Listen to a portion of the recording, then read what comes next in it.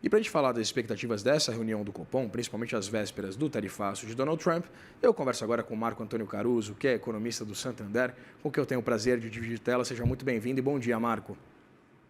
Bom dia, Vitor. Bom dia, todo mundo que está escutando a gente. Vamos falar de Copom. Bora lá. Então, vamos falar de Copom. Há essa expectativa, né, Marco, acerca da manutenção da taxa básica de juros no patamar de 15%. Acho que não há muita... Seria uma surpresa se a decisão não fosse essa. Mas agora, o que pode não ser uma surpresa, né, do ponto de vista da comunicação do Copom? A gente fica sempre muito atento exatamente aos comunicados e à ata do Comitê de Política Monetária. O que deve estar contido nesses documentos, Marco, pensando, evidentemente, no cenário interno, né, tanto o cenário fiscal e a incursão ou não, a série de iniciativas ou não do governo federal para controlar as contas públicas e também, evidentemente, o tarifácio de Donald Trump nesse momento. Pois é, são boas dúvidas, né? No fundo, acho que o cenário, desde a última reunião do Copom, ele mudou muito pouco quando a gente não está falando de política, vamos pôr assim, né? Política comercial, principalmente falando de Trump, né? Se você pega a parte que, né, mais ligada a macro mesmo, atividade econômica, tem sinais mistos, mas tem mostrado sim algum tipo de desaceleração, principalmente aquilo que é um pouco mais ligado a crédito, mas é muito incipiente essa desaceleração e, de novo, está começando um processo de desaceleração. Inflação, como você pontuou, né, a gente tem o foco cedendo aí pela nona semana, mas muito além da meta dele, mas enfim, é mais uma batalha que parece que ele está começando a vencer, né? Então tem uma desaceleração ainda saudável da atividade, uma redução da inflação. Como é tudo muito marginal e supostamente a estratégia que eles têm desenhado para a gente é de um juros parado por um tempo bastante prolongado, ou seja, é uma estratégia que está mirando ficar, quiçá, pelo menos até o final do ano, algum começo do ano parado, eu entendo que eles não vão fazer grandes mudanças na comunicação, porque, de novo, foram mudanças marginais e você está falando de uma estratégia que está mirando, de novo, algo, né, um período bastante prolongado, palavras do próprio Copom, para a estratégia. Então, acho que ele não muda a avaliação que ele faz sobre a atividade econômica, sobre a inflação.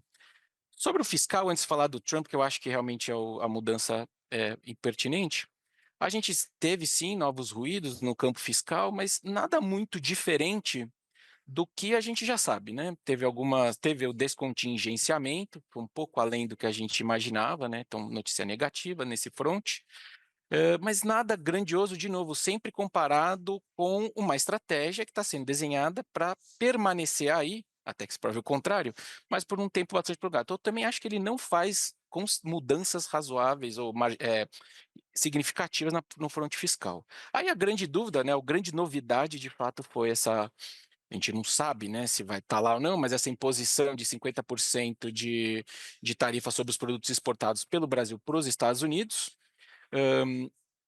E como a gente não sabe, isso potencialmente vai ser definido ou não em 1º de agosto, que é sexta-feira, ou seja, pós-Copom, eu entendo que até o parágrafo onde eles tratam do setor né, do economia global, eles também não vão mudar. Porque, de novo, o Banco Central, obviamente, ele tem cenários, mas ele toma muito mais essas coisas como uma informação dada do que especulações. Então, tudo isso para dizer que, no final do dia, foi até o título do relatório que eu soltei, acho que ele vai fazer um grande Ctrl+C, Ctrl+V, um copy and paste, vai copiar e colar o último comunicado. Acho que ele não faz grandes mudanças, em que pese essas incertezas que são válidas, mas, de novo, são incertezas, acho que ele não vai jogar luz em coisas marginais ou dúvidas, dado que, de novo, a estratégia é ficar aí por mais tempo. Pois é, Marco, e tem um aspecto que eu acho que é interessante a gente tratar aqui, que envolve esse descumprimento, né, da meta contínua que a gente acompanhou em junho, a Gabriel Galípolo tendo que enviar uma carta pública para o ministro da Fazenda, Fernando Haddad, explicando os motivos de a inflação estar acima ainda do teto da meta. E eu queria te perguntar exatamente sobre a efetividade da política monetária, com esse cenário de desaceleração, mesmo que residual, do nível de atividade econômica e também essa série de revisões para baixo do fechamento para a inflação no final do ano. Eu queria entender, a política monetária ela tem sido um instrumento efetivo ou falta ainda algum outro tipo de arma contra a inflação? De fato, Vitor, esse é um tema quente entre os economistas, né? Se a potência da política monetária tem se alterado ou não, ou se tem forças contrárias que têm menos a ver com o monetário, mais com o fiscal. A resposta que a gente tem encontrado nos nossos estudos é que você teve sim alguma perda de potência da política monetária, ou seja, para uma mesma desinflação, para uma mesma desaceleração da atividade econômica, hoje talvez você precise de uma carga maior de juros do que no passado, mas ela ainda não tem cara de ser estrutural, ou de outra forma, sendo um pouco mais claro, você tem forças mitigantes que estão fora do âmbito, né, do escopo da política monetária, e essencialmente a gente está falando de política fiscal. Então, para dar uma metáfora que eu gosto de dar, acho que muita gente usa, a gente tem a política monetária, de fato, tentando brecar o carro, né? Então, pense que o Brasil é o carro, a gente tem o pé ali da política monetária no freio, mas enquanto a política fiscal continua entregando déficits, né, mesmo com os abatimentos que são feitos, mas assim, entregando déficits, no final do dia, você tem um impulso fiscal que dificulta essa desaceleração da economia que é necessária para a inflação finalmente começar a convergir de forma consistente para a meta. Então, foge um pouco do controle da política monetária.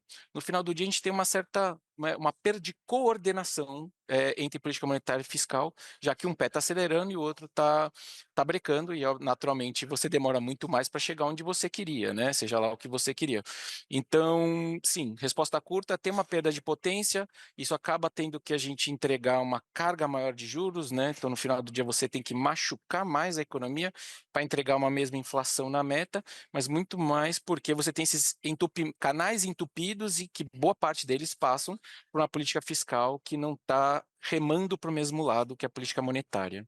Pois é, né? A gente tem acompanhado esse cabo de guerra não só do ponto de vista fiscal, mas também a expansão, por exemplo, do mercado de crédito, né, Marco? A gente tem acompanhado uma série de iniciativas que envolvem exatamente manter a economia bastante aquecida.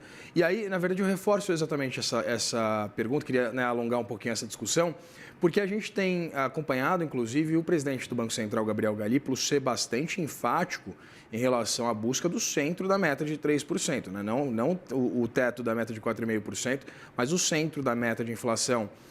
E aí, novamente, eu queria entender, o Banco Central, ele tem as armas sozinho para fazer isso, porque essa busca, de acordo com o presidente do Banco Central, é incessante e é do centro da meta. Então, a gente teria que colocar os juros em patamares completamente restritivos ou os 15% está bom ainda? Como é que você vê exatamente essa missão do Banco Central com essa corda sendo puxada pelo outro lado, pelo governo federal?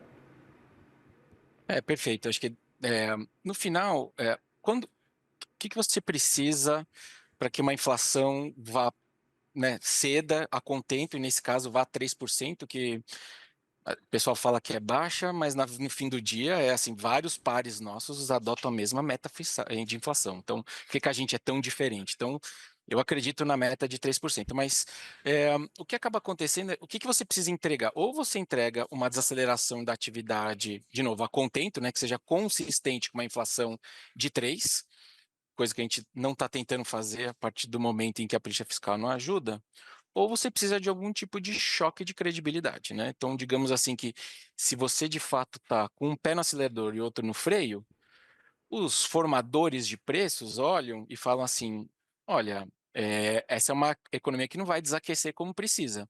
Então, eu também não, no limite eu vou lá e coloco o preço, subo o meu preço.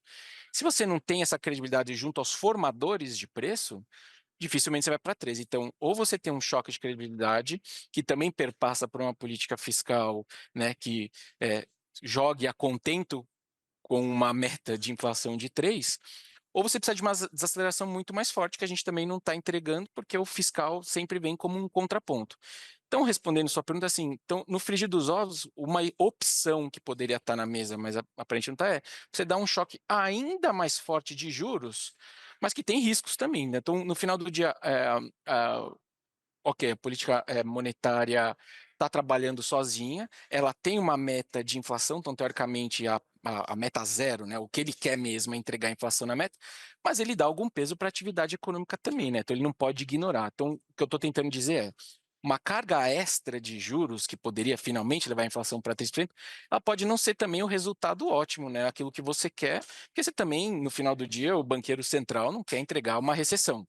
Então, no final do dia, quando você junta tudo, o que a gente está tentando fazer é uma convergência, né? A política econômica, né, lato sensu como um todo, o que ela está fazendo é, então vamos aceitar uma inflação mais alta do que 3% por mais tempo e vamos fazer uma convergência muito mais lenta, até que ou haja finalmente uma desaceleração da economia como a gente quer, e isso é sempre difícil, ainda mais quando você se aproxima de um pleito eleitoral, ou você ter algum choque de credibilidade, você finalmente começa a entregar as metas de primário sem abatimentos, por exemplo, né? Ou cortando despesa e não só subindo imposto, que torna muito mais fácil a redução de preços.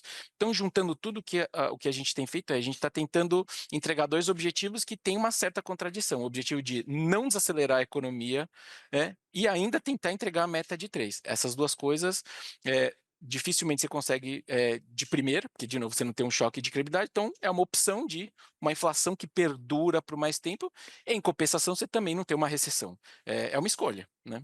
É o remédio não podendo matar o paciente, né, Marco? Eu queria falar um pouquinho das características dessa publicação do IPCA 15 que a gente acompanhou né, agora na semana passada. A gente teve uma taxa acumulada passando a subir 5,35% nessa prévia do IPCA, muito pautada agora pela habitação, né, principalmente pela pressão dos custos da conta de luz, da energia elétrica. Eu queria entender exatamente a efetividade da política monetária para né, conter esse avanço inflacionário, agora que a gente acompanhou, mesmo que timidamente, pelo menos um arrefecimento do preço dos alimentos, que era o principal calcanhar de Aquiles, inclusive do governo Lula, né? De fato, se você pega, a gente está começando, como eu falei no início, o Banco Central está começando a vencer as primeiras batalhas de uma guerra que vai durar por mais tempo, de novo, porque a gente optou por isso, né? A gente, sociedade e política econômica, por uma convergência muito mais lenta, mas ele está começando a ter suas primeiras vitórias no fronte inflacionário. A inflação, acho que o pior momento da inflação corrente ficou para trás, ela começa a ceder, mas muito dessa melhora que a gente está vendo, você tem razão, são de itens que têm pouco a ver com a política monetária ou menos a ver com política monetária, né? Então, até na pressão, no caso da energia elétrica, que está pressionando para cima, também não tem muito a ver com política monetária, mas também você trouxe, alimento fez boa parte desse serviço de vir para trás. Então, uma parte disso é simplesmente porque preços de commodities estão caindo lá fora, tem a ver com Trump, etc. Uma parte só disso tem a ver com política monetária, também, assim, um dos ganhos que você acaba oferindo quando você tem um juros tão altos é que o câmbio começa a ceder uma hora, né? Ou de outra forma, é muito caro apostar contra o real quando um ativo brasileiro está te pagando 15% com risco super baixo, que é o caso da Selic, né? Enfim, quando você junta tudo, tem os primeiros sinais de desaceleração, mas, de novo, não tem tanto a ver com política monetária, então, no final do dia, o Banco Central tem que persistir nessa estratégia, porque em algum momento, aqueles itens, sim, que são muito mais ligados ao ciclo econômico e ao ciclo monetário, vão passar a responder esses juros mais altos, né? Então, o livro-texto está certo. Em algum momento, quando os juros vai para 15, o juro real está em 10, que assim, até para Brasil, em termos históricos, é super alto, como vocês bem mostraram no gráfico, e em algum momento você tem a desaceleração e tem, sim, uma contenção de preço. Mas digamos que esses primeiros capítulos, dessas primeiras vitórias, essas primeiras batalhas vencidas pelo Banco Central, tem menos a ver com política monetária e mais a ver com circunstâncias. Então, finalmente, as circunstâncias também estão nos ajudando. É por isso até que eles têm dito que esse ajuste vai perdurar por um tempo bastante prolongado, né? Porque para você começar finalmente a atingir esses outros itens, o exemplo clássico é serviços, né? Preço de serviços são super inerciais, né? Quando eles estão subindo, eles tendem a continuar subindo. Quando eles começam a ceder, como é o caso agora, eles demoram muito para ceder. Então tem uma longa batalha até os 3% em itens como serviços. E a gente está longe ainda de chegar ali nesse patamar de 3%, né? Conversei aqui com o Marco Antônio Caruso, que é economista do Santander, a quem eu agradeço pela disponibilidade para essa conversa aqui no Money. Obrigado pelo convite e a gente se fala mais vezes no Nos futuro. encontramos aí. Até mais.